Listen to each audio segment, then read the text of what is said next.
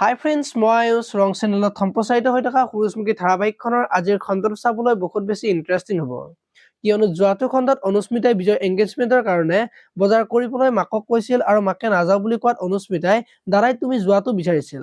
কাৰণ তোমাৰ চইচবোৰ ভাল বুলি কোৱাত মোৰ চইচ মতেতো সি ছোৱালী চোৱা নাই, গতিকে মই নাযাওঁ বুলি মাকে অনুস্মিতাক কোৱা দেখিবলৈ পাইছিল। আজিৰ খণ্ডটোত বজাৰ কৰিবলৈ বিজয়ৰে অনুস্মিতা যাব আৰু পৰীৰ ভাল লগা বস্তুবোৰ কিনি থাকিব। আৰু সেইখিনি সময়তে সোণ, অংশু আৰু পৰী সেইখিনি ঠাইতে একেলগে বজাৰ কৰিবলৈ আহিব আৰু পৰী আৰু বিজয় একেলগে শ্বপিং কৰি থাকিব। আৰু তাৰ পিছত অংশু আৰু অনুস্মিতা দূৰে দূৰে থকা দেখি এতিয়া বাৰু পৰীয়ে বিজয়ৰ আগত অংশুৰ কথাখিনি ক'ব নেকি, দেখিবলৈ পাব আজিৰ খণ্ডটো। আনফালে আকৌ খুৰাহঁতক চাহ খাবলৈ দিব আৰু পৰীৰ বিয়াৰ কাৰণে যে বহুতখিনি পইচা লাগিব আৰু কেনেকে কি কৰিব তাৰ বিষয়ে আলোচনা কৰি থাকিব।